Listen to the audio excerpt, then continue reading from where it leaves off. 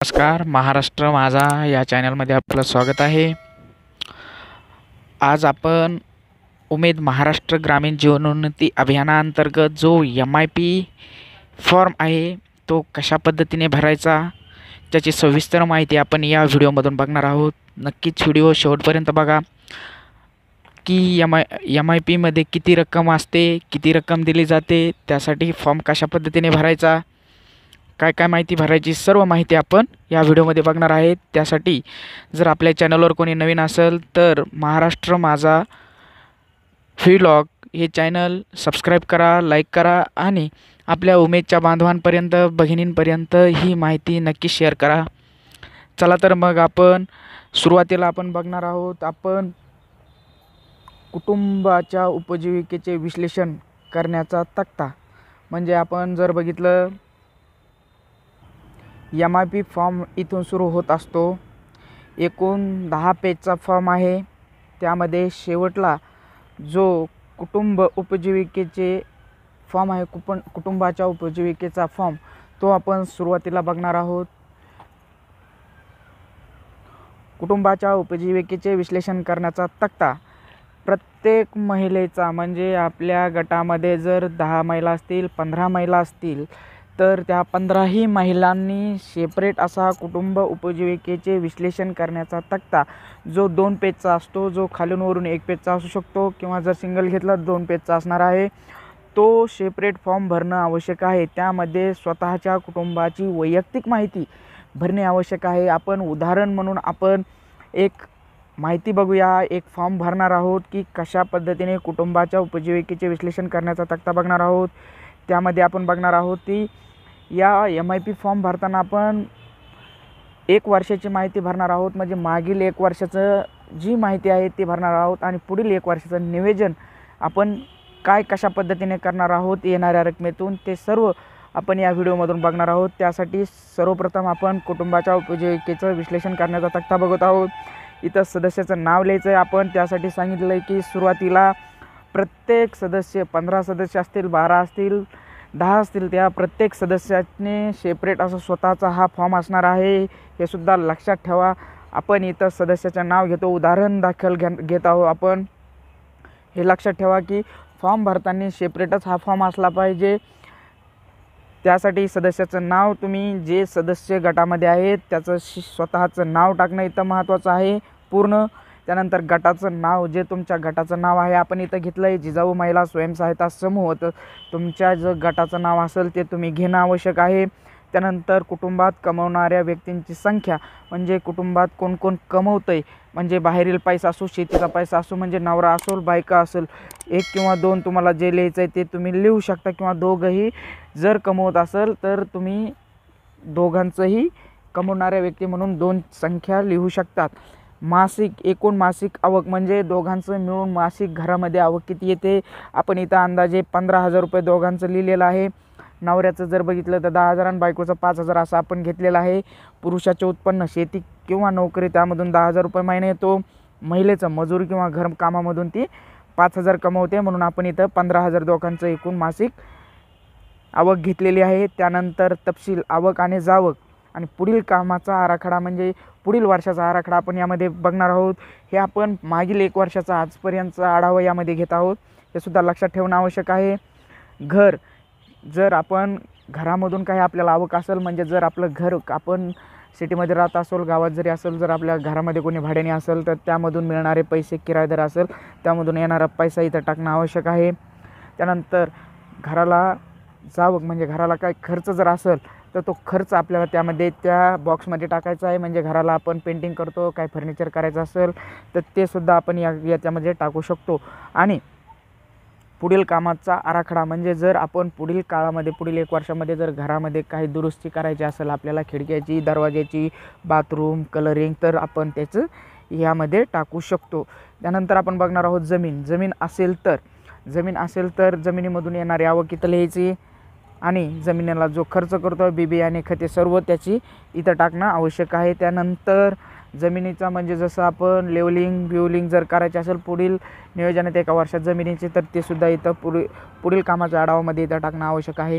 त्यानंतर पशुधन म्हणजे आपल्याकडं गाय, म्हैस, कोंबडी, बकरी जर काय असेल त्यापासून जर आपल्याला आवक होत असेल, पैसे येत असेल तर ते इथं टाकणं आवश्यक आहे.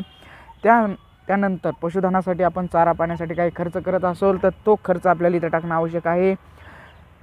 त्यानंतर आपल्याला पुढील कामामध्ये पशुधनामध्ये जर नवीन एका वर्षामध्ये जर आपल्याला काही खरेदी करायचं असेल तर आपण ते इथं टाकू शकतो. शेती व्यवसायासाठी उपलब्ध साधनसामुग्री जे असेल ते म्हणजे शेती व्यवसायासाठी जी साधनसामुग्री आहे तिच्यातून मिळणारे जसं ट्रॅक्टर, काही नांगरट असेल, नांगरट करण्यासाठी काही साधनं असेल, खोरं काही जर तुम्ही भाड्याने देत असेल त्यामधून मिळणारी आवक असेल तर ती इथं टाकणे आवश्यक आहे. जावक म्हणजे शेतीसाठी बी बियाणे, खते त्यावर करणारा खर्च इथे टाकणे आवश्यक आहे. आणि त्यानंतर पुढील कामाचं म्हणजे वार्षिक पुढील वर्षामध्ये पुढील तुम्हाला किती लागू शकतं एक खर्च शेतीसाठी तो सुद्धा इथं टाकणं आवश्यक आहे. कौशल्य रोजगार वेतन जर इथं दिवे, पंती काही जर किरकोळ म्हणजे काय कौशल्य म्हणजे टेलरिंगचे जर आपण काही काम करत असोल त्यामधून मिळणारे उत्पन्न इथं लिहायचं. शिक्षण घेण्यासाठी काही खर्च करत असेल तर तो सुद्धा इथं टाकणं आवश्यक आहे. नंतर पुढील कामासाठी आपल्याला नवीन काही उद्योग व्यवसाय करायचा असेल त्यासाठी आपण प्रशिक्षण घ्यायचं असेल तर ते प्रशिक्षणाचं नाव इथं टाकणं आवश्यक आहे. त्यासाठी येणारा खर्चसुद्धा तिथं टाकणं आवश्यक आहे. त्यानंतर किरकोळ उद्योग जर आपल्याला काही किरकोळ छोटं मोठं उद्योग आहे जसं आपण बघतोय की दिवे बनवणे असेल, मेणबत्त्या बनवणं असेल, आकाशकंदील बनवणं असेल त्यासाठीचा किरकोळ खर्च इथं येत असेल त्यामधून विक्रीमधून तर तो खर्च इथं आणि त्यासाठी रॉ मटेरियल खरेदी करण्यासाठी जर आपण काही करत असो तर ते इथं टाकणं आवश्यक आहे. त्यानंतर पुढील काळात आपण छोटे मोठे उद्योग व्यवसाय करण्यासाठी जर काही खरेदी करणार असेल तर ते सुद्धा आपण बांगड्या काही व्यवसाय करणार असेल ते इथं टाकणं आवश्यक आहे. त्याची या व्यतिरिक्त जर काही बचत असेल तर ती इथं टाकणं आवश्यक आहे किंवा बचत नसेल तर तिथं डॅश करणं आवश्यक आहे. तुम्ही काय बचत करतात, आवकमध्ये बचत काहीच येणार नाही. त्यासाठी एकूण जमा आणि विमा काही जर तुम्ही खर्च करीत असाल बचतीसाठी तर ती इथं टाकणं आवश्यक आहे. आणि पुढील काळात जर ते बचतीचं काही नियोजन असेल तर ते सुद्धा इथं टाकणं आवश्यक आहे.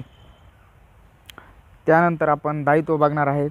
गटामधून कर्ज जर आपण गटामधून कर्ज 10,000 घेतला असेल आणि आपण त्यासाठी जर परतफेड केली असेल 7,000 त्याचं व्याज 100 रुपये आणि पुन्हा गट कर्ज पाहिजे असं जर आपण पुढील काळात जर बघितलं तर पुन्हा गट कर्ज पाहिजे.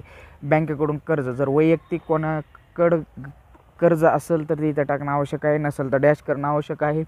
अनौपचारिक मार्गाने घेतलेलं कर्ज जर आपण सावकाराकडून, मित्राकडून, कोणाकडून जर कर्ज घेतलं असेल तर इथं टाकणं आवश्यक आहे. वापस केले असतील तर ते वापस केलेलं कर्ज तिथंसुद्धा टाकणं आवश्यक आहे. त्यानंतर जोखीम, वार्धक्य म्हणजे आपल्या घरात जे म्हातारे व्यक्ती असतील ते त्यांच्याकडून आपल्याला काय आवक होणार आहे का तर तिथं शून्याचा किंवा डॅश टाकणे. पण जावकमध्ये त्यांच्यावर दवाखाना काय असेल खर्च दवाखान्याचा तो आपण इथं टाकू शकतो. आणि येणाऱ्या काळात एका वर्षामध्ये जर त्यांच्यावर काही खर्च होणार असेल तर तो सुद्धा आपण इथं टाकू शकतो. अपंग व्यक्तीकडून काही जर आपल्याला आवक असेल तर ती काहीच नसणार आहे, परंतु त्याला त्यावरती खर्च जो होईल तो इथं टाकणं आवश्यक आहे. आणि पुढील काळात जर त्या अपंग व्यक्तीचा काही खर्च करायचा असेल तर तो सुद्धा इथं टाकणं आवश्यक आहे. आरोग्याचे प्रश्न म्हणजे जर इन्शुरन्स काढले असेल कुणी त्यासाठी तर तिथं इन्शुरन्स काढलेले असेल तर शून्य तिथं लिहायचे किती काढले, कशा प्रकारे किती रक्कम खर्च केली त्यासाठी आलेले आहेत. इन्शुरन्समधून जर दवाखान्यात खर्च केला, आपण दवाखान्यात खर्च करतो आणि इन्शुरन्स काढलेला असेल तर आपल्याला मिळणारी जी इन्शुरन्समधून रक्कम असते ती रक्कम इथं टाकायचं आणि जाणारी जी दवाखान्यातील रक्कम असते ती इथं टाकणे आवश्यक आहे. अन्नधान्य उपलब्धता म्हणजे इथं अन्नधान्यातून काही आवक होत असेल तर ती इथं टाकायची. किराणा सामान जाण्यासाठी इथं टाकणं आवश्यक. स्थलांतर म्हणजे आपलं स्थलांतरणामधून काही आवक आहे का तर तिथं शून्य किंवा डॅश टाकणं. परंतु जर स्थलांतरणाला आपल्याला घरभाडे शिफ्ट करण्याचे असतील, काही वस्तू एका जागेवरून दुसरीकडे नेण्यासाठी खर्च येत असतो तो खर्च इथं टाकणं अपेक्षित आहे. त्यानंतर तपशील बघू. इतर खर्च, घरबांधणी दुरुस्ती जसं घरबांधणी दुरुस्ती आपल्याला जर काही योजनेचा लाभ घ्यायचा असेल घरबांधणीसाठी जसं प्रधानमंत्री आवास योजना, रमाई आवास योजना त्यामधून आपल्याला जे अनुदान येत आहे तो अनुदान येणारा पैसा इथं टाकणं आवश्यक आहे. आणि घरबांधणी दुरुस्तीसाठी जो खर्च येतो तो इथं टाकणं आवश्यक आहे. अन्नधान्यावरील खर्च इथं आवक शून्य असेल आणि जो खर्च असेल तो खर्च इथं टाकणं आवश्यक आहे. शिक्षणासाठी जी आपल्याला शाळेतून शिष्यवृत्ती मिळते विद्यार्थ्यांना, ती शिष्यवृत्तीची रक्कम इथं टाकणं आवश्यक आहे आणि जो शाळेसाठी खर्च होत आहे तो खर्च इथं टाकणं आवश्यक आहे. कपड्यामधून आपल्याला आवक शून्य आहे, परंतु जाणारा खर्च असेल तर आपण इथं टाकू शकतो.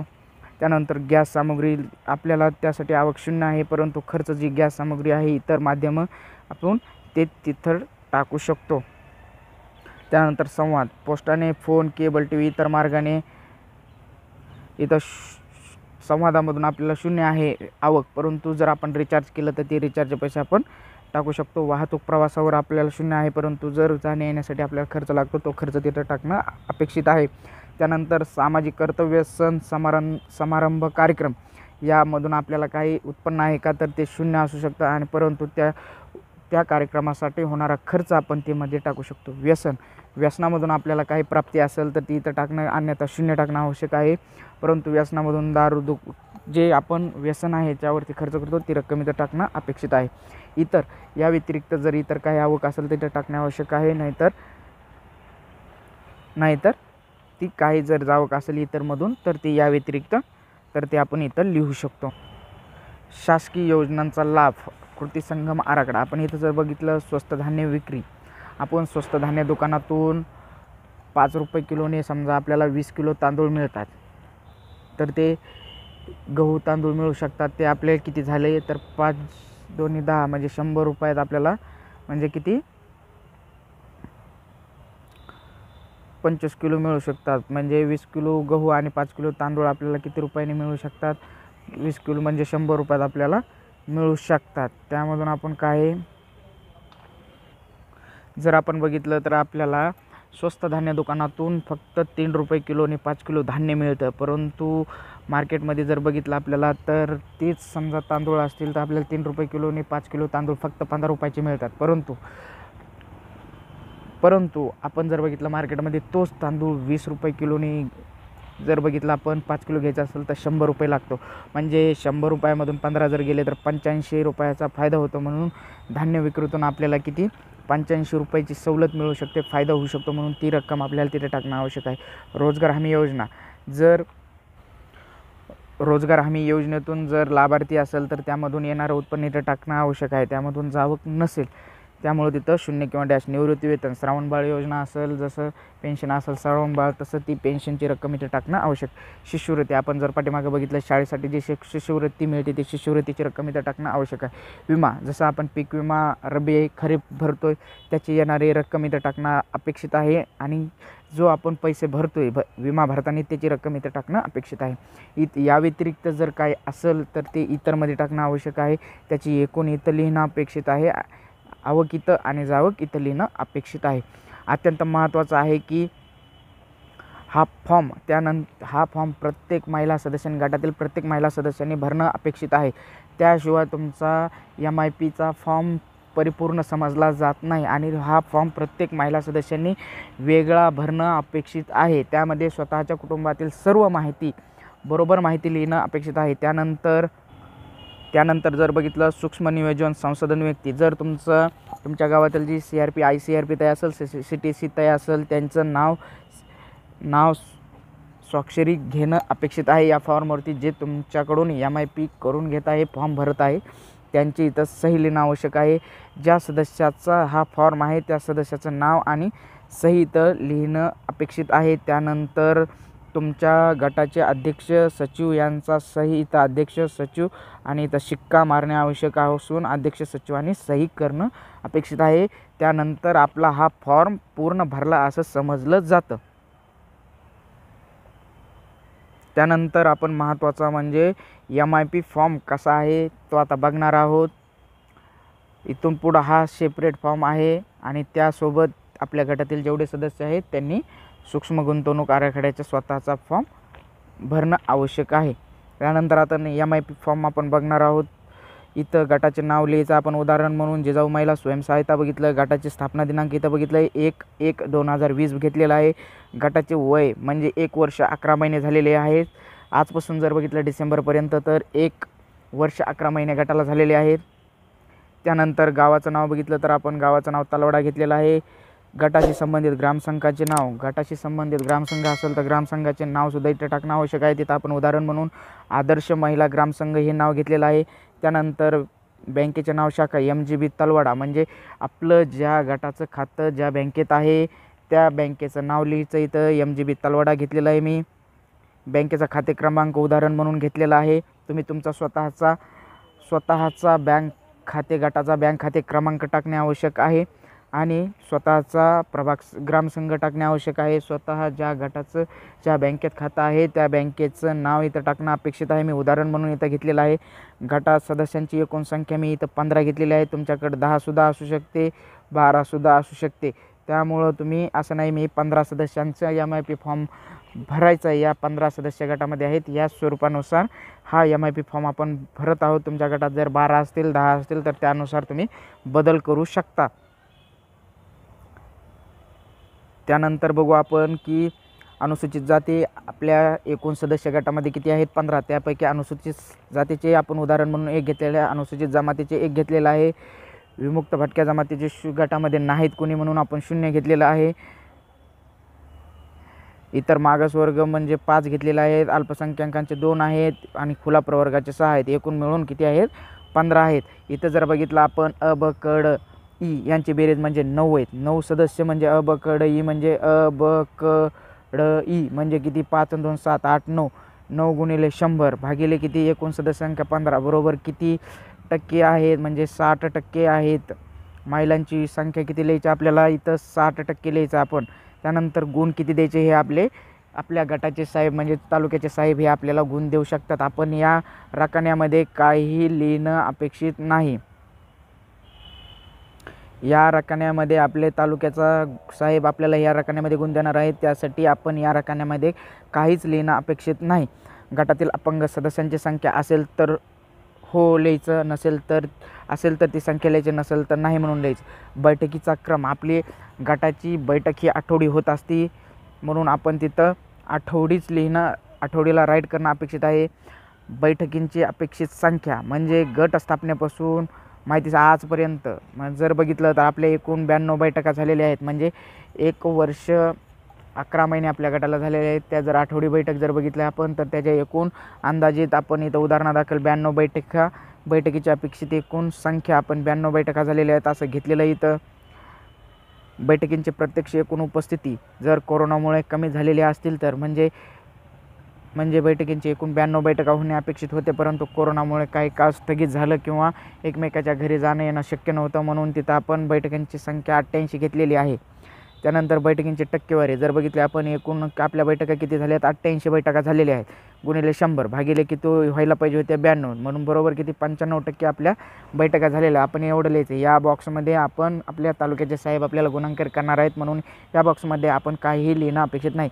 बैठकींची अपेक्षित उपस्थित संख्या जर बघितलं आपण, बैठकींची अपेक्षित एकूण आपल्या बैठकीत किती झाल्या त्या 88 आणि आपले सदस्य किती आहेत 15 म्हणून एकूण किती उपस्थित संख्या जर आपली 1320 उपस्थित संख्या असणं अपेक्षित आहे आपल्या बैठकांना. त्यानंतर बैठकीला प्रत्यक्ष उपस्थित एकूण सदस्य संख्या जर बघितलं, प्रत्यक्ष उपस्थित संख्या आपली बैठकीला किती झालेली आहेत, 1290 झालेली आहेत. गर्दी कमी असल्यामुळं म्हणजे काय, कोरोनामुळे काय अडचणी असल्यामुळं ती 1290 आपल्या सदस्य संख्या उपस्थित होते. 1320मधून फक्त 1290च उपस्थित होते. त्याची जर आपण टक्केवारी जर बघितलं, एकूण सदस्य संख्या किती बैठकीला उपस्थित होते, 1290 गुणिले 100 भागिले 1320 बरोबर 87% आपल्या महिला बैठकीला उपस्थित आहे. यामध्ये गुणांकनाचा कॉलममध्ये आपल्या तालुक्याचे साहेब गुणांकन करू शकते. नियमित बचत करणाऱ्या सदस्यांची टक्केवारी म्हणजे नियमित बचत ही प्रत्येक महिला बचत करत असते, त्यामुळे त्या 99 किंवा 100% लिहिणं अपेक्षित आहे. गुण या कॉलममध्ये आपले तालुक्याचे अधिकारी साहेब गुणांकन करू शकतात म्हणून आपण तिथं काही लिहिणं अपेक्षित नाही. त्यानंतर बैठका आणि अध्यक्षांची निवड ठरलेल्या ठिकाणी व बैठकीला आळीपाळीने अध्यक्ष निवडून 10 गुण. जर आपण ठरलेल्या ठिकाणी किंवा आळीपाळीने प्रत्येक सदस्यांच्या घरी जर बैठका आठवड्याला होत असेल तर त्यासाठी आपल्याला 10 गुण देण्यात येतील. त्यासाठी जर आपल्या बैठका होत असतील आळीपाळीने प्रत्येक सदस्याकडे तर तिथं राईट करणं अपेक्षित आहे. जर ठरलेल्या ठिकाणी काहीतरी अध्यक्ष बदलून जर होत असेल तर तिथं राईट करणं, त्यासाठी आपल्याला 8 गुण मिळू शकतात. आणि एकाच ठिकाणी किंवा एकाच अध्यक्षाच्या घरी किंवा होत नसेल तर त्या 6 गुण देऊ शकतात. आणि जर बैठकीच होत नसेल तर त्यासाठी 0 गुणसुद्धा देऊ शकतात. रेकॉर्ड गटाचे एकूण रेकॉर्ड आहेत आपले 5 रेकॉर्डमधून 3 रेकॉर्ड वेळेवर पूर्ण करणे, त्यासाठी 10 गुण दिले जाऊ शकतात. गुणांकन आपले या गुणांकनाच्या कॉलममध्ये काही लिहिणं आपण अपेक्षित नाही, त्यासाठी आपले तालुक्याचे सर या गुणांकन कॉलममध्ये गुणांकन आपले भरलेल्या या MIP फॉर्मच्या आधारे गुणांकन करणार आहेत.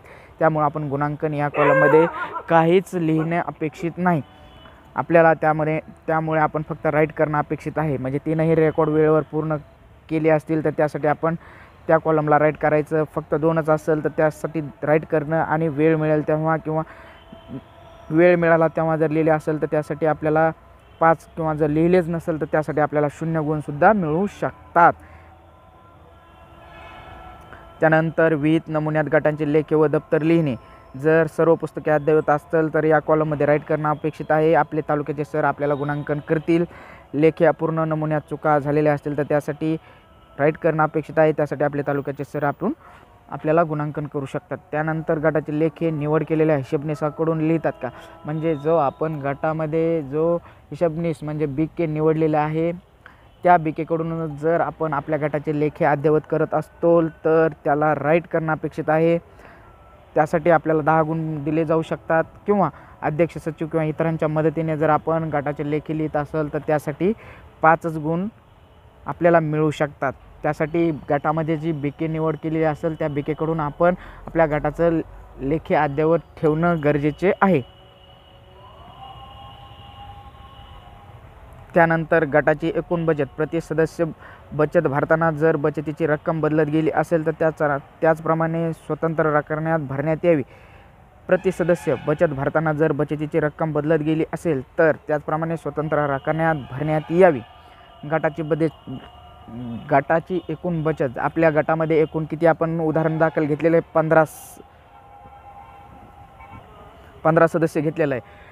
इथं महत्त्वाचं आहे की तुमच्याकडे 10 सदस्य असू शकतात, 12 सदस्य असू शकतात. तुम्ही तुमच्या गटामध्ये किती सदस्य आहेत त्याप्रमाणे इथं बदल करू शकतात. म्हणून आपण किती घेतलेलं आहे इथं उदाहरण म्हणून 15 सदस्य घेतलेले आहे. प्रति आठवडा बैठक आपण किती घेतलेलं आहे, 25 रुपये बचत घेतलेलं आहे. 5 रुपयापासून 25 रुपयापर्यंत आपण बचत करतो आहे, म्हणून इथं आपण 25 रुपये बचत घेतलेली आहे. सभा आपल्याला एकूण बैठका किती झालेल्या आहेत, एकूण 92 बैठका झालेल्या आहेत. 92 बैठका झालेल्या आहेत. त्याचे एकूण आपण जर बघितलं तर आपली बचत म्हणजे 15 सदस्यांची 25 रुपयाप्रमाणे 92 बैठका झालेल्या आहेत. त्या 92 बैठकामध्ये 34,500 रुपये बचत होते. तुमची इथं कमी जास्त होऊ शकते, त्यामुळं तुमच्या सदस्यानुसार किती सदस्य आहेत किंवा बचत किती करतात 5 रुपयापासून 25 रुपयापर्यंत तुमच्या बैठका किती झालेल्या आहेत तुमच्या इथं जास्त कमी होऊ शकतात. त्यानुसार तुमची इथं बचत एवढीच येईल असं सांगता येत नाही. त्यामुळं तुमच्या सदस्यांनुसार तुम्हाला इथं हा कॉलम भरणे अपेक्षित आहे. हे फक्त आपण उदाहरण म्हणून घेतलेलं आहे. त्यानंतर एकूण बचत आपली 34,500 किंवा तुमची जी येणार आहे ती इथं लिहिणं अपेक्षित आहे. त्यानंतर पुढे गटाची एकूण कर्ज वाटप रक्कम परतफेडीची टक्केवारी. जर अंतर्गत कर्ज संख्या जर 30 असेल, कर्ज वाटप किती 30,000 जर कर्ज वाटप झाले असेल, परतफेड जर म्हणजे 30 वेळा जर आपलं अंतर्गत कर्ज वाटप झालं असेल, एकूण किती कर्ज वाटप झालेलं आहे 30,000, परतफेड किती झालेलं आहे 27,000. परतफेडीची उर्वरित रक्कम म्हणजे जर परतफेड करताना उर्वरित रक्कम जर काही सदस्यांकडे राहिली असेल तर ती रक्कम इथं या रकण्यात लिहिणं अपेक्षित आहे. ती रक्कम आपले 3,000 राहिलेली आहे म्हणून आपण इथं 3,000 लिहिलेली आहे. म्हणजे परतफेडीची टक्केवारी जर बघितली आपल्याला 27,000 एकूण परतफेड केलेली रक्कम आहे गुणिले 100 भागिले 30,000 म्हणून आपण किती घेतलेली आहे 90% आपली परतफेड झालेली आहे. तुमची इथं 90% येईल असं सांगता येत नाही. त्यासाठी तुमचं सदस्यानुरूप तुमचं अंतर्गत कर्ज किती महिलांनी घेतलेलं आहे, सदस्यांनी घेतलेलं आहे, किती वेळेस घेतलेलं आहे, किती तुम्ही कर्ज वाटप केलेलं आहे, परतफेड किती झालेली आहे, परतफेडीची उर्वरित रक्कम तुमच्याकडे किती आहे, त्यानुसार तुमची टक्केवारी तुमच्या गटाच्या सदस्यानुसार बचतीनुसार सर्व कर्ज वाटपानुसार इथं टक्केवारी बदलू शकते. त्यामुळं हे सुद्धा लक्षात ठेवा की तुमच्या सदस्यानुसार बचतीनुसार कर्ज वाटपानुसार सर्व माहिती इथं लिहिणं तुम्ही गरजेचं आहे. हे फक्त आपण उदाहरण म्हणून इथं तुम्हाला अडचण निर्माण होऊ शकते फॉर्म भरताना, म्हणून आपण उदाहरण म्हणून हे उदाहरण घेतलेलं आहे. त्याच्यानंतर एकूण प्राप्त झालेल्या व्याजाची रक्कम जर आपण बघितलं आपल्याला एकूण कर्जावर व्याज किती मिळालेलं आहे, 1000 रुपये व्याज मिळालेलं आहे आपल्याला. त्यानंतर बँकेत जे आपली रक्कम बँकेत आहे त्या बँकेकडून आपल्याला 200 रुपयेसुद्धा व्याज मिळालेलं आहे. ते एकूण व्याज आपल्याला किती मिळालेलं आहे, आपल्या रकमेवर जे आपण अंतर्गत कर्ज दिलेलं आहे त्या कर्जावर आपल्याला 1000 रुपये व्याज मिळालेलं आहे. त्यानंतर जे आपली उर्वरित रक्कम बँकेत आहे बँकेतून आपल्याला 200 रुपयेसुद्धा व्याज मिळालेलं आहे. ते एकूण व्याज आपण किती 1000 + 200 एकूण किती आहे 1200 रुपये व्याज आपल्याला मिळालेलं आहे. ते व्याज तुम्हाला तुमच्या MIP फॉर्म भरताना तुमच्या गटाला किती व्याज मिळालं आहे, तुम्हाला जास्तसुद्धा व्याज मिळू शकतं किंवा कमीसुद्धा मिळू शकतं. बँकेकडून किती मिळतं आहे, तुम्हाला गटाकडून सदस्याकडून किती मिळतं आहे ते तुम्ही इथं लिहिणं अपेक्षित आहे. त्यानंतर आजपर्यंत मिळालेले कर्जाचे विवरण. जर आपल्याला कर्ज मिळालेला दिनांक असेल, उदाहरण खातर आपण घेतलेलं आहे, उदाहरण 1 मार्च 2021ला आपल्याला बँकेकडून कर्ज मिळालेलं आहे. ते कशा स्वरूपात आहे, CC स्वरूपात आहे. कोणत्या बँकेकडून मिळालेलं आहे, आपली बँकेचं खातं MGB तलवाडामध्ये आहे म्हणून उदाहरण म्हणून आपण घेतलेलं आहे. MGB तलवाडाकडून भेटलेलं आहे. प्राप्त झालेलं कर्ज आपल्याला 1 लाख रुपये कर्ज प्राप्त झालेलं आहे. कर्जाची परतफेड 70,000 आपण परतफेड केलेली आहे आणि अखेर कर्जाची शिल्लक आपल्याकडे किती आहे 30,000 शिल्लक राहिलेले आहे.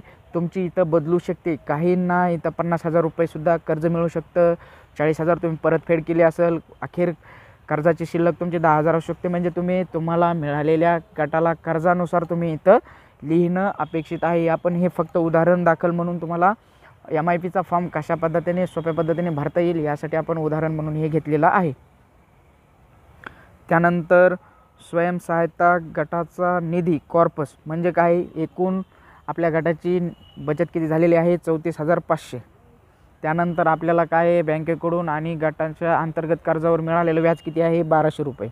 एकूण दंड, तुम्ही जर काही सदस्यांना बैठकीला उपस्थित होत नाही किंवा वेळेत उपस्थित होत नाही म्हणून जर काही दंड ठरविलेला असेल, त्यामधून मिळालेलं जर उत्पन्न असेल तर इथं टाकायचं, जर नसेल तर त्याला 0.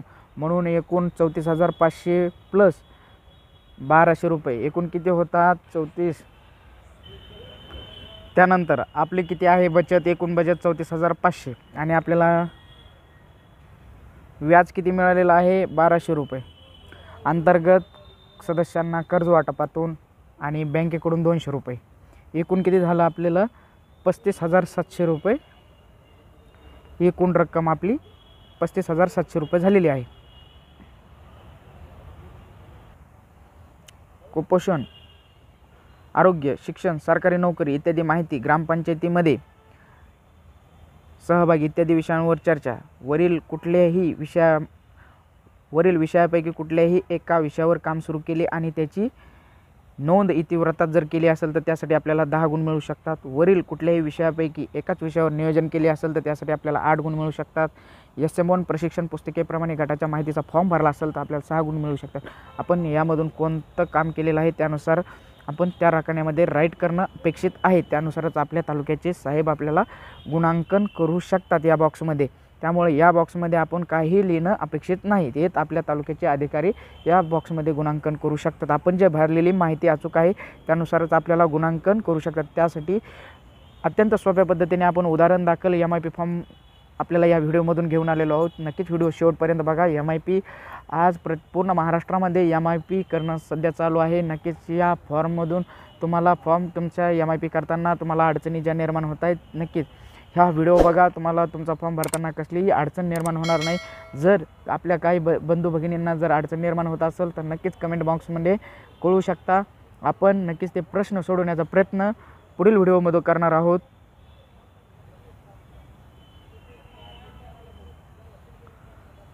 गट कुठल्या श्रेणीत मोडतो, इथं महत्त्वाचं आहे की हे आपण इथं लिहिणं अपेक्षित नाही. हे गट कोणत्या श्रेणीत मोडतो हे आपल्या तालुक्याचे साहेब आपले गुणांकन करणार आहेत. मग गट आपण इथं बघतोय की गट अ श्रेणीत मोडतोय. गटाला गुण किती मिळालेले आहेत एकूण ग्रेडेशननुसार. गट अ श्रेणीत मोडतोय, ब श्रेणीत मोडतोय की क श्रेणीत मोडतोय, हे सर्व गुणांकनानुसार आपले तालुक्याचे साहेब आपले ठरवणार आहेत. 50पेक्षा कमी गुण मिळाल्यास पुन्हा आपल्याला MIP 3 महिन्यांनी करावं लागणार आहे. त्यासाठी आपला गट कसा अ श्रेणीमध्ये येईल म्हणजे 80 गुणांच्या आसपास येईल ह्याचा प्रत्येक गटातील महिला सदस्यांनी प्रयत्न करणं आवश्यक आहे. त्यासाठी अचूक रेकॉर्ड लिहिणं, बैठका परिपूर्ण घेणं, बैठकांना उपस्थित राहणं, सर्व अद्ययावत माहिती परिपूर्ण करणं अपेक्षित आहे. त्याशिवाय आपला गट अ श्रेणीत येऊ शकत नाही. जर आपला गट यदाकदाचित जर 50 गुणापेक्षा कमी आला तर आपला गटाला 3 महिन्यांनी पुन्हा MIP करावा लागू शकतो. त्यासाठी आपला गट 80% कमी येणार नाही याची काळजी घेणं अपेक्षित आहे. त्यानंतर इथं बघतोय आपण स्वयंसहायता गटाच्या प्रतिनिधींचे नाव, इथं अध्यक्षांचं नाव लिहिणं आणि अध्यक्षांनी सही करणं. आपल्या अभियानात उपाध्यक्ष हे पद नसल्यामुळं इथं काही लिहिणं किंवा अपेक्षित नाही. इथं सचिवाचं नाव आणि इथं सचिवाची स्वाक्षरी करणं अपेक्षित आहे. त्यानंतर सूक्ष्म गुंतवणूक नियोजन आधारित कर्ज मागणीचा अर्ज. आपण इथं बघतोय की ज्या दिवशी आपण फॉर्म भरणार आहे ज्या दिवशी फॉर्म भरतोय त्या दिवशीचाच इथं दिनांक टाकणं अपेक्षित आहे. आपण इथं बघतोय की आपण MIP कोणाला आपण कर्ज मागतोय, सूक्ष्म गुंतवणूक नियोजनावर आधारित कर्ज मागणीचा अर्ज म्हणून आपण ग्रामसंघाला कर्ज मागतोय. त्यामुळं इथं आपल्याला प्रति अध्यक्ष आपल्या ग्रामसंघाचं नाव काय, आदर्श महिला ग्राम उदाहरणार्थ घेतलं. तुमचं दुसरा ग्रामसंघ असू शकतो, तुमच्या ग्रामसंघाचं नाव दुसरं असतो. जे तुमच्या ग्रामसंघाचं नाव आहे ते इथं टाकणं अपेक्षित आहे. तुमच्या गावाचं नाव इथं टाकणं अपेक्षित आहे. तुमचा तालुका आपण इथं घेतलं आहे, गेवरा तालुक्यातील आहे, गाव तलवाडा आहे म्हणून इथं टाकलेलं आहे. उदाहरण म्हणून तुम्ही ज्या गावचे असताल, महाराष्ट्रातील कोणत्याही गावचं असेल, फॉर्म सेमच आहे. त्यामुळं तुम्ही तुमच्या ग्रामसंघाचं नाव टाका, गावाचं तालुक्याचं नाव इथं टाकणं अपेक्षित आहे. विषय काय आहे, समुदाय गुंतवणूक निधीसाठीचा अर्ज आपण करतोय. अर्ज करणारा कोण आहे, आपला गट आहे. आपल्या गटाचं नाव काय आहे, जिजाऊ महिला स्वयंसहायता गट. गाव काय आहे, तलवाडा. तुम्ही तुमचा गटाचं नाव, गावाचं नाव टाकू शकता, तालुक्याचं नाव टाकू शकता. मागणी रक्कम किती आहे, आपण MIP 60,000चा कर्ज मागणीचा अर्ज ग्रामसंघाला करतो. इथं 60,000 रुपये हे टाकणं अपेक्षित आहे. अक्षरी आपण टाकलेलं आहे 60,000 रुपये. तुम्हीसुद्धा इथं हप्ता कोणता आहे तर हप्ता पहिला आहे, पहिल्याला राईट करणं अपेक्षित आहे. त्यानंतर आमच्या स्वयंसहायता गटाची माहिती खालीलप्रमाणे आहे. इथं गटाचं पूर्ण नाव टाकायचं आहे. तुमचं जे गटाचं नाव आहे आपण इथं उदाहरण म्हणून जिजाऊ महिला स्वयंसहायता घेतलेला आहे. स्थापना दिनांक 1/1/2020 घेतलेला आहे. तुमचं जी स्थापना दिनांक आहे ती तुम्ही टाकणं अपेक्षित आहे. संपर्क क्रमांक, जो तुमचा गटाचा संपर्क क्रमांक असेल तो इथं टाकणं अपेक्षित आहे. तुमच्या गावाचं नाव टाकणं आवश्यक आहे. ग्रामपंचायत तुमची महाराष्ट्रातील कोणती असेल ती टाकणं अपेक्षित आहे. प्रभाग, तुम्ही ज्या प्रभागात, जिल्हा परिषद सर्कलला प्रभाग असं म्हटलं जातं, तुम्ही ज्या जिल्हा परिषद सर्कलमध्ये येतात तुमचं गाव ते प्रभाग इथं टाकणं आवश्यक आहे. तुमचा तालुका इथं टाकणं आवश्यक आहे.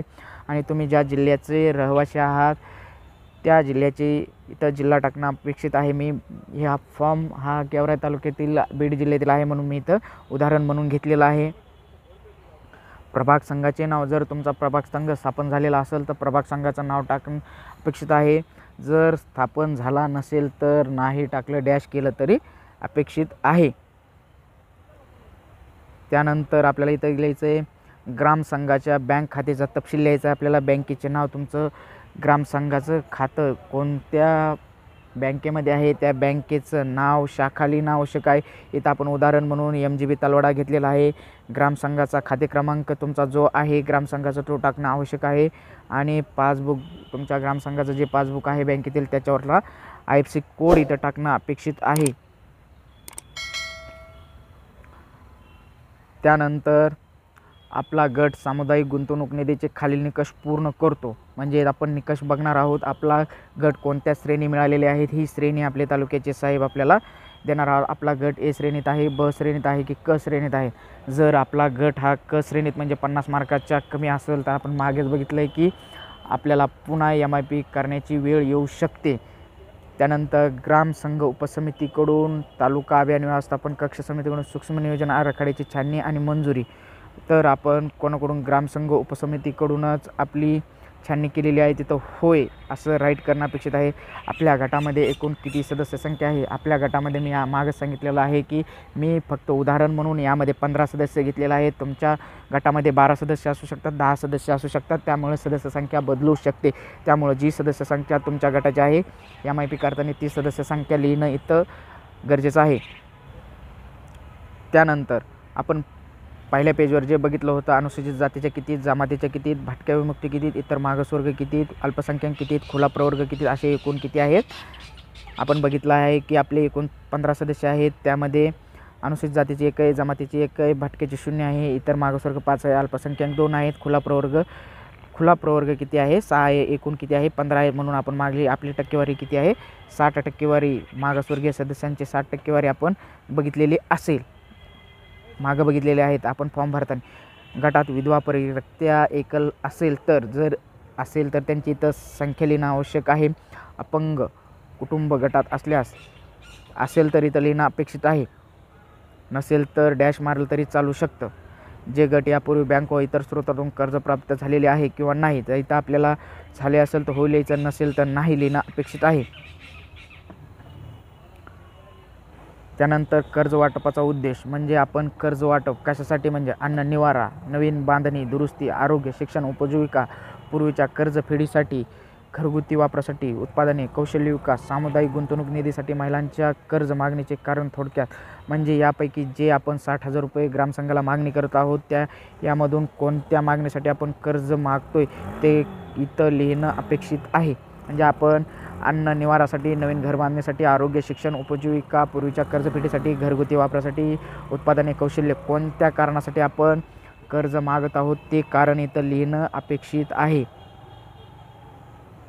वर आम्ही नमूद केलेल्या स्वयंसहायता गटाच्या अधिकृत प्रतिनिधींच्या गटांच्या सदस्य आर्थिक उन्नतीसाठी रुपये 60,000 रुपये, अक्षरी 60,000 रुपये इतक्या रकमेच्या कर्जासाठी अर्ज करीत आहोत. आम्ही असे जाहीर करतो की ग्रामसंघाकडून कर्जाच्या संदर्भात मागणीवर बैठकीत, म्हणजे तुमची जी ग्रामसंघाकडून कर्ज मागणीची जी बैठक झालेली आहे ती मग एकूण 92 बैठका झालेल्या आहेत. ते 92 बैठकामधून किती बैठक आहे 60वी आहे, 50वी आहे, ती बैठकीचा क्रमांक इथं टाकणं अपेक्षित आहे. आणि त्या बैठकीचा दिनांक, जर 60वी बैठक असेल तर 60वा क्रमांक आणि जो दिनांक आहे तो दिनांक इथं टाकणं अपेक्षित आहे. त्यानंतर या दिवशी करण्यात आली तसेच ग्रामसंघाने घातलेल्या अटी शर्तीला मान्य असून पालन या गटास बंधनकारक असेल तशी रकमेस मान्यता मिळावी अशी विनंती. धन्यवाद. आपला विश्वास. आपण इथं बघितलं आहे की अध्यक्ष आणि सचिव यांचं नाव सही, इथं गटाचा शिक्का इथं असणं अपेक्षित आहे. इथं अध्यक्ष आणि सचिवाचे नाव सही शिक्का असणं अपेक्षित आहे. गटासोबत आपण काय या फॉर्म MIP फॉर्मसोबत गटाचे बँक पासबुक, गटाचे मागणी प्रपत्र जोडून देत आहोत. त्यानुसार सभासदाचा आर्थिक ताळेबंद आपण मागील MPR मधील नमूद ताळेबंद इथं लिहिणं अपेक्षित आहे. आपण गटाचं नाव बघितलं आहे जिजाऊ महिला स्वयंसहायता समूह, गावाचं नाव तलवाडा, प्रभागाचं नाव तलवाडा. उदाहरण देतो, दिनांक ज्या दिवशी आपण MIPचा फॉर्म भरत आहोत त्या दिवशीचा दिनांक, तालुका गेवराई. रेकॉर्डप्रमाणे सर्व सदस्यांनी इथं नावं टाकून घेणं अपेक्षित आहे. सर्व सदस्यांनी, आपले 15 सदस्य आहेत म्हणून आपण इथं 15 सदस्य घेतलेले आहेत. म्हणून तुमच्यामध्ये 10 सदस्य असू शकतात, 12 सदस्य असू शकतात. म्हणून तुम्ही तिथं जेवढे सदस्य रेकॉर्डप्रमाणे नावं असतील ते रेकॉर्डप्रमाणेच, अध्यक्ष 1 नंबरला असेल, सचिव 2 नंबरला असेल, त्याच पद्धतीने तुम्ही नावं लिहिणं अपेक्षित आहे. त्यानंतर प्रत्येक सदस्याची एकूण बचत. आतापर्यंत आपली एकूण बचत किती झालेली आहे ती 2300 रुपये प्रत्येक सदस्याची बचत झालेली आहे.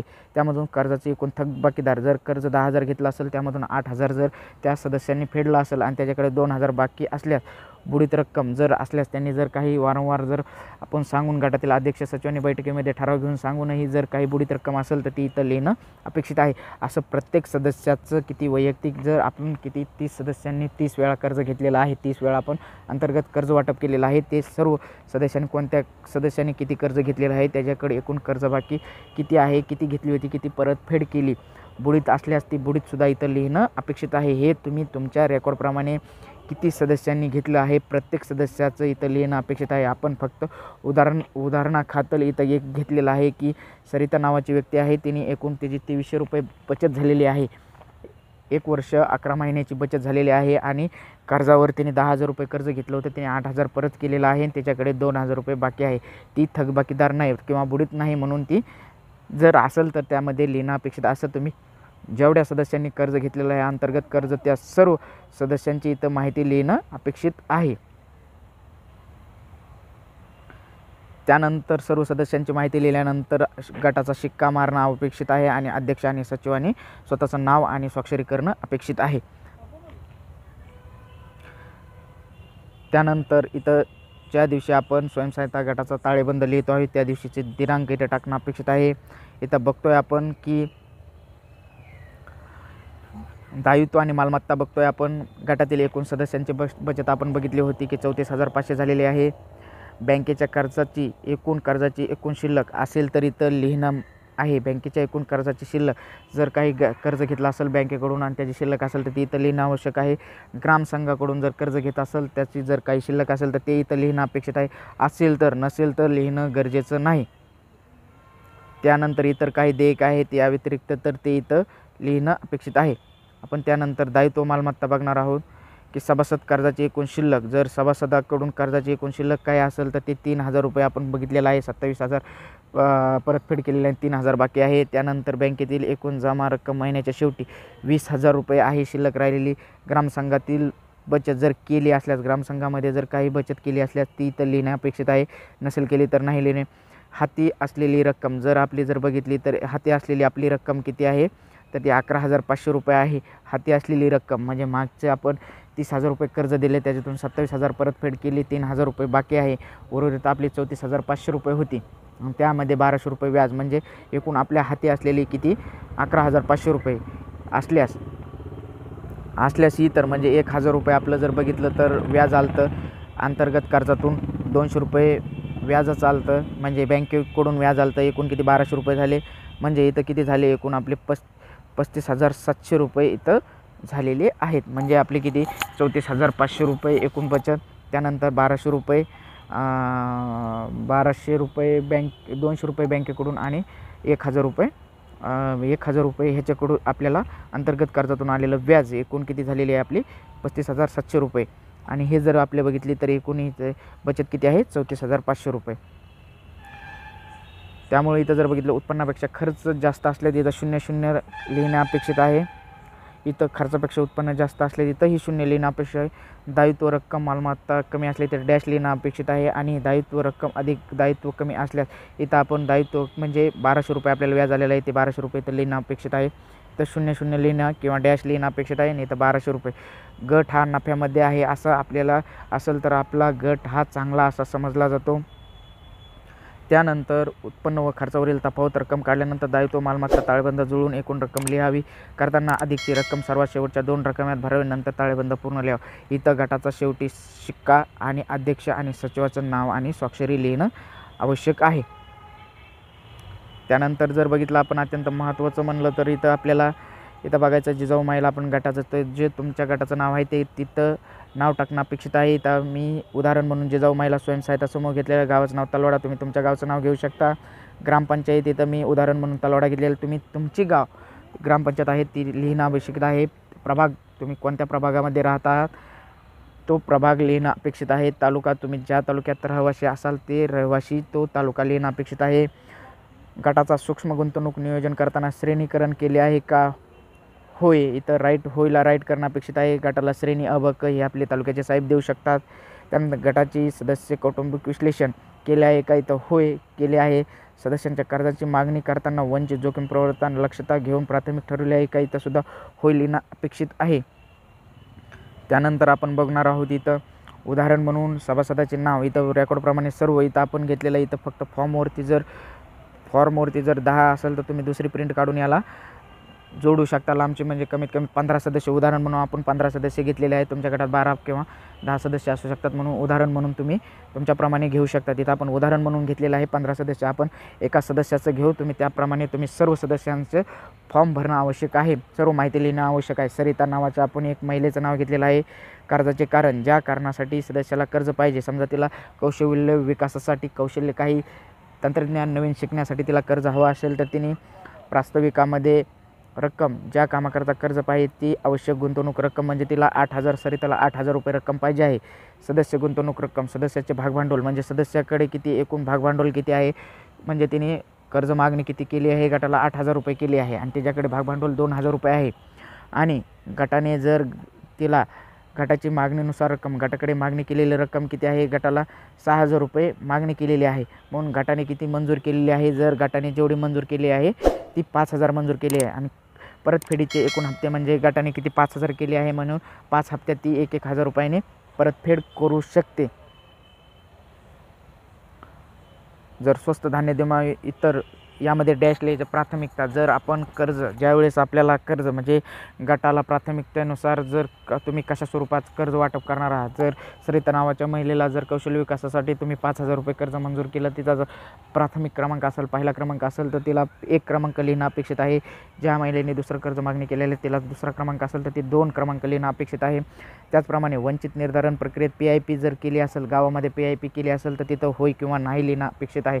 जर PIP झाली असेल गावामध्ये तर होय लिहिणं अपेक्षित आहे, नसेल झाली तर नाही लिहिणं अपेक्षित आहे। अशा स्वरूपाचे सर्व सदस्यांची माहिती, सर्व सदस्यांना कशाकरता कर्ज पाहिजे आहे, किती पाहिजे आहे, त्यांच्या हातात किती आहे, कर्ज किती गटाकडे मागणी केली आहे, गटाने मंजूर किती केली आहे, ती किती हप्त्यामध्ये आपण ते कर्ज परतफेड करणार आहोत, त्याचे सविस्तर या फॉर्ममध्ये माहिती भरणं अपेक्षित आहे। त्यानुसार जेवढे आपल्याला सदस्य आहेत अशा त्यांची सर्वांची माहिती आपण या फॉर्ममध्ये बघितलेली आहे। अशा प्रकारे आपण एकदम सविस्तर आणि सुटसुटीत पद्धतीने MIP फॉर्म अगदी सोप्या पद्धतीने उदाहरणं देऊन सर्व कॅल्क्युलेशन करून आपण MIP फॉर्म भरलेला आहे। नक्कीच तुम्हाला हा MIP फॉर्म तुमचा स्वतःचा MIP फॉर्म भरताना नक्कीच उपयोगी पडणार आहे। त्यासाठी तुम्ही व्हिडिओ शेवटपर्यंत बघणं अपेक्षित आहे। जर आपल्या चॅनलवर जर कोणी नवीन असेल तर नक्कीच आपलं चॅनल सबस्क्राईब करा, लाईक करा, शेअर करा। आपण असेच नवनवीन फॉर्म अपलोड करीत असतो। MIP फॉर्म किती हजार रुपयापर्यंत कर्ज मिळू शकते, कोणाकडून मिळू शकते, सर्व माहिती आपण या व्हिडिओमध्ये अपलोड केलेलं आहे। त्यासाठी व्हिडिओ शेवटपर्यंत बघा। नक्कीच तुम्हाला MIP करताना अडचण उद्भवणार नाही। जर कोणाला अडचण निर्माण झाली तर आपल्या कमेंट बॉक्समध्ये कळवा, आपण ते प्रश्न सोडवण्याचा नक्कीच प्रयत्न करणार आहोत। आपण मागील व्हिडिओच्या सर्व लिंक या व्हिडिओच्या डिस्क्रिप्शन बॉक्समध्ये टाकणार आहोत। जसे RFचा फॉर्म कशा पद्धतीचा आहे, इन्व्हेंटरी, बँक अर्थाचा आहे, MCP फॉर्म, सर्व व्हिडिओच्या लिंक आपण या डिस्क्रिप्शन बॉक्समध्ये टाकणार आहोत। कोणाला जर अडचण असेल फॉर्म संदर्भात तर नक्कीच त्या लिंकवर क्लिक करा, तुम्ही तो व्हिडिओ बघू शकता, समजून घेऊ शकता। त्यासाठी परंतु सर्व व्हिडिओ शेवटपर्यंत बघितल्याशिवाय तुम्हाला फॉर्म कशा पद्धतीने भरायचे हे लक्षात येणार नाही। त्यासाठी तुम्ही व्हिडिओ शेवटपर्यंत बघू शकतात आणि जास्तीत जास्त आपल्या बांधवांपर्यंत, भगिनींपर्यंत पोहोचवा। धन्यवाद।